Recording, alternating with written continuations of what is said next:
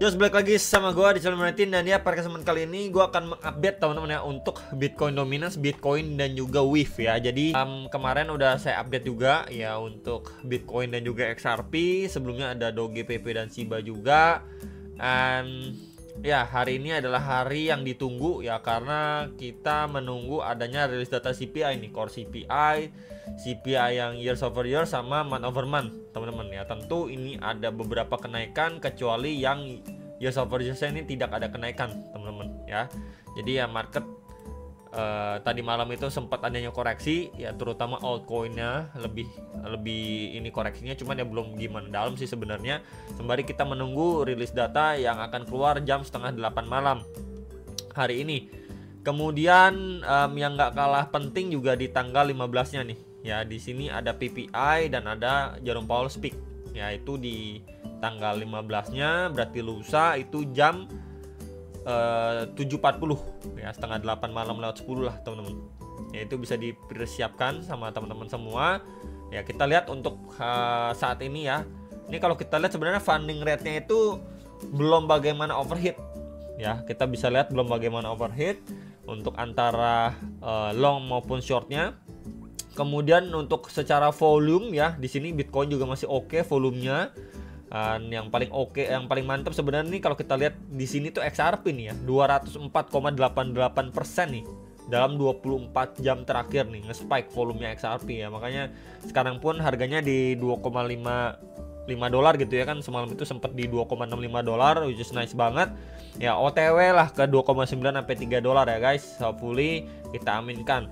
Ini Cardano juga nge-spike juga volumenya teman-teman ya. Kemudian ada BNB, LTC juga, Fartcoin, Trump juga yang lumayan nge-spike volumenya. Ini Polkadot juga. Kemudian kalau kita lihat ya untuk Fear and Greed juga berada di level 71, ini malah turun sedikit karena koreksi kecil teman-teman ya. Dan ya jadi tanpa basa-basi langsung aja kita akan bahas Bitcoin Dominance terlebih dulu. Jadi secara daily sebenarnya Bitcoin Dominance ini sempat bikin tail candle ya, retest terhadap resisten sebelumnya nih. 1, 2, 3, 4 kali kena touch teman-teman ya di level 62,2%, sekitar range itu. Dia bikin tail candle, kemudian closingnya membuat wick, and ya ini sempat nge-spike ya, bikin tail candle balik ke 63,15% ya. Jadi somehow dia udah mulai ketahan di range area ini. Yang perlu diantisipasi adalah kalau memang akhirnya nanti dari sini dia malah retest dulu ya ke EMA 21-nya mungkin di sekitar 65,3%, baru setelah itu dia lanjut turun lagi ya ke 61,6, even better di 60-an persen nih, 60,6, 60,4% gitu ya. Nah ini adalah skenario yang perlu diantisipasi. Jadi kalau misalkan dia mantul secara short termnya pun ya altcoin mungkin akan lebih terkoreksi ya. Ini untuk jaga-jaga atau antisipasi aja. Tapi malah kalau misalkan kita tidak dapetin retrace seperti itu, dia malah udah lanjut bablas turun lagi gitu ya. Ya berarti happy untuk altcoinnya, sama seperti movement yang tercipta nih ya pada November Desember yang lalu. Kita lihat cuman bikin tail candle aja, kemudian udah drop lagi, bikin tail candle aja, kemudian udah drop somehow sampai 54,6% sebelum di akhirnya rebound dan lain sebagainya. Altcoinnya udah mulai transisi balik nih ya. Dengan kondisi kayak gini kan udah transisi balik, udah merah-merah ya, 50 sampai 90%, dan ya hopefully kita mendapatkan hal yang serupa lah teman-teman. Ya naiknya cuman sekedar bikin tail candle, kemudian lanjut turun ya, at least di bulan ini gitu ya harapannya teman-teman. Oke, kemudian kalau kita lihat secara 4 jamnya ya, 4 jamnya sebenarnya ini adalah pemantulan yang sangat wajar. Kenapa saya bilang kayak gitu? Karena di sini juga tercipta atau terbentuk yang namanya bullish divergence ya teman-teman. Di sini bikin lower low, somehow untuk RSI-nya keterbalikannya nih ya, makanya dia akhirnya dia rebound ya, and so far sih masih ketahan terhadap EMA 21 time frame 4 jam nih, plus juga garis hijau yang sebelumnya support become resistant ini di sekitar 63,2% ya. Jadi ya selama area itu masih bisa atau dapat memberikan rejection kepada Bitcoin Dominance, jadi ya jatuhnya seperti ini, naik untuk retest aja drop lagi, naik untuk retest aja hopefully dia drop lagi lebih bawah teman-teman ya. Even better kalau ini yang terjadi, maka ya untuk altcoin akan mendapatkan another push ya 10 sampai 20% itu masih possible sekali ya. Jadi yang nanyain Bitcoin dominance, sebenarnya ini menjadi area concern untuk saat ini. Gimana untuk Bitcoin? Nah, sebenarnya Bitcoin ini kan kemarin ada saya mention ya, untuk area pantauan ya, untuk bawahnya itu di sekitar 102.354 dolar. Untuk range atasnya itu di 104.335. Dan somehow beberapa kali dia udah lewatin, gak lama dia reject turun, dan sama seperti bagian bawahnya, udah lewatin bagian bawah, gak lama dia closing di atas lagi, teman-teman. Jadi masih bermain di range ini tuh, untuk kita lihat lebih stabilnya ya, di sekitar ya kita buletin lah ya 102 sampai 104, sekitar 2000-an dolar, 2000-an something lah, teman-teman. Sembari menunggu CPI malam ini. Jadi kalau misalkan let's say CPI-nya bagus, ya udah kita berpeluang untuk melihat Bitcoin ini malah bablas di atas 106.000 dolar. Ya mungkin akan retest kembali ke 108 sampai 109, which is itu adalah ATH yang lama. Tapi kalau tidak sesuai apa yang kita harapkan, maka Bitcoin akan berpeluang untuk memasuki area yang lebih bawah. Ya even di 99, 100.000 itu ya menurut saya masih sangat-sangat possible untuk di retest sama si Bitcoinnya. Jadi mungkin buat teman-teman bisa perhatikan untuk range bawahnya untuk antisipasi sekali lagi gitu ya. Karena ya balik lagi, ini setiap dia setelah udah up cuman creating base aja tipis, dia up creating base tipis lagi, dia up ya hopefully dia cuman creating base tipis untuk lanjut up lagi itu ya, selama memang kita lihat ya ini kejaga di atas MA21 even ataupun dia koreksi pun ya semoga masih ketahan nih di MA21 ya, berarti di sekitar 98 sampai 99 ribuan dolar ya sebelum harganya lanjut naik lagi untuk si Bitcoin. Jadi secara daily sebenarnya nggak ada bagaimana yang perlu dipermasalahkan atau ditakutkan. Kalaupun akhirnya memang dia harus koreksi ya udah, ini adalah area yang menurut saya sangat-sangat wajar untuk dikoreksi, di retest sama Bitcoin. Nah, meanwhile untuk secara 4 jamnya ini kan lebih detail ya. Sebelumnya kita lihat dia bergerak dalam sebuah channel and somehow dia drop ya, bahkan close di bawah MA21-nya nih. Lingkaran kuning ini coba akan saya hapus. Maka kemarin saya pribadi ekspektasikan adalah either yang pertama ini dia grab likuiditas, berarti dia drop di bawah garis kuning bawah ini. Ya ini adalah low point yang tercipta pada 9 Mei. Itu di level 102.334 dolar. Nih. Tuh. Dia drop bikin tail candle aja, kemudian dia sebelum up atau udah dia akan visit ke 99 ribuan sebelum akhirnya dia mungkin tersatui dulu di range area tersebut. Malah yang kita dapatkan adalah kondisi dia breakdown tapi cuman bikin tail candle dan somehow dia rebound kembali nih teman-teman. Jadi untuk skenario yang pertama ya, dia bikin tail candlenya ini sampai di 100.700-an dolar. Kemudian di sini pun posisi sekarang ini berada di atas MA21 time frame 4 jam. Ini tinggal beberapa jam lagi menjelang rilis data CPI. Sebenarnya yang bisa menjadi concern adalah di sini juga ada area supply, teman-teman.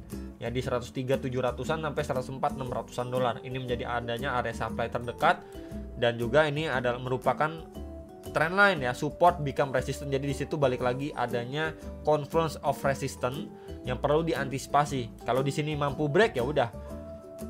Teman-teman bisa pantau di area ini. 105.700-an dolar. Ya ini adalah previous high-nya dia walaupun cuma bikin tail candle, plus juga di sini adanya trendline resistance. Nah, jadi baik di antara dua area ini adanya confluence of resistance nih, untuk yang nanya ini. Ya, ini untuk area yang lebih tingginya, kemudian untuk bagian bawahnya tadi udah saya mention untuk teman-teman. Jadi at least kalau misalkan datanya jelek malah marketnya up, ya ini antisipasi. Kalau memang cuman sekedar bikin tail candle atau grab likuiditas saja sebelum akhirnya malah dia lanjut turun lebih bawah. Ya ini adalah salah satu bentuk antisipasi. Tapi kalau misalkan memang didukung sama data yang bagus ya udah hari ini akan di break. Kurang lebih kayak gitu ya teman-teman gambarannya.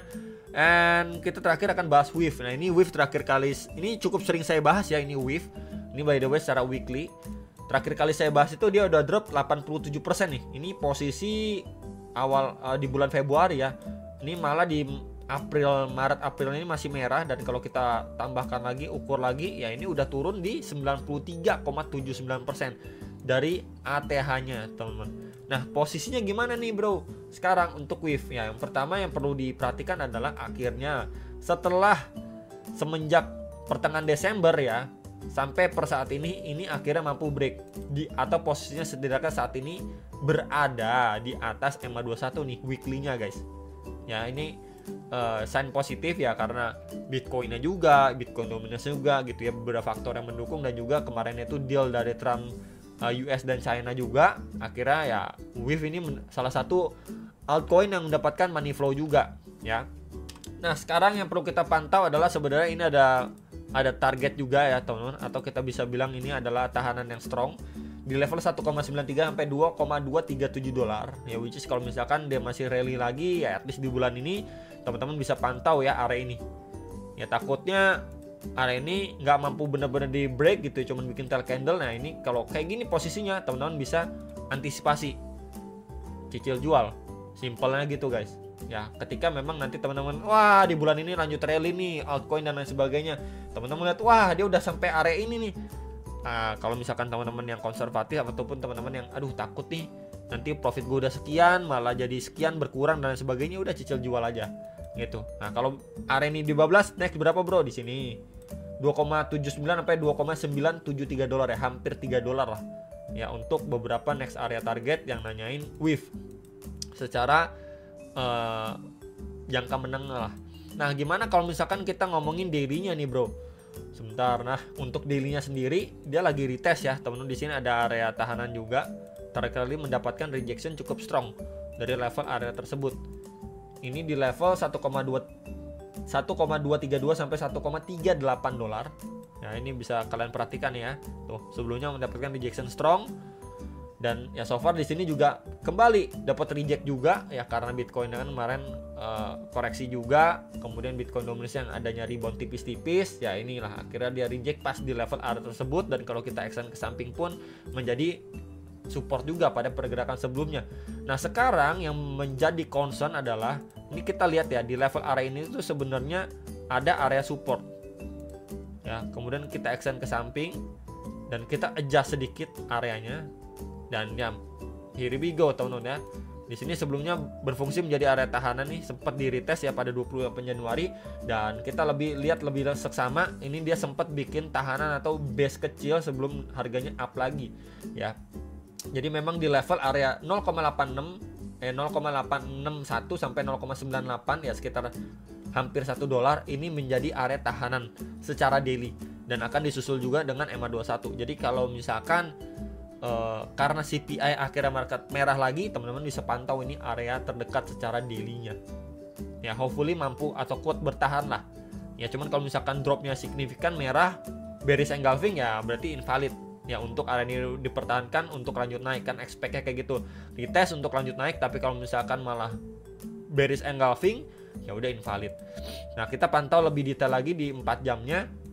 Nah untuk 4 jamnya sebenarnya cukup menarik ya teman-teman, setelah dia adanya rejection kayak gini, and ya kita lihat ya mulai adanya progress atau pergerakan, dia mulai yang namanya koreksi tapi korektif nih, bisa bergerak di dalam sebuah mini falling wedge atau di dalam sebuah channel.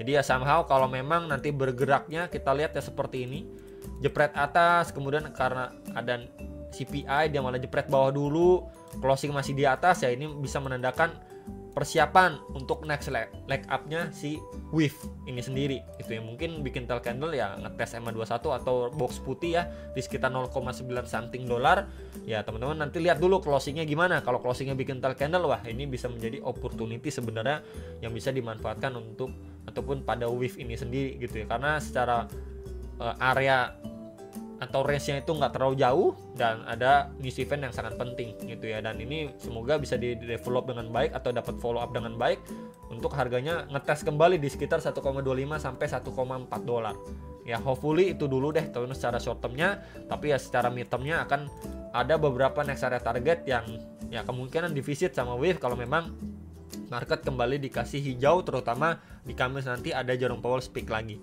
Itu aja teman-teman yang bisa saya infoin ya untuk WIF, kemudian Bitcoin ya, dan juga Bitcoin dominance ya. Pos sekarang Bitcoinnya nih masih lanjut naik tuh ya, dan Bitcoin ini Bitcoinnya naik, Bitcoin dominance turun sedikit ya. Ini adanya chance lah atau peluang tipis-tipis lah untuk si altcoin, tapi ya kembali menunggu CPI beberapa jam lagi. Itu aja teman-teman bisa saya sampaikan, semoga bisa terbantu dan sampai jumpa untuk next video. Sampai profit teman-teman.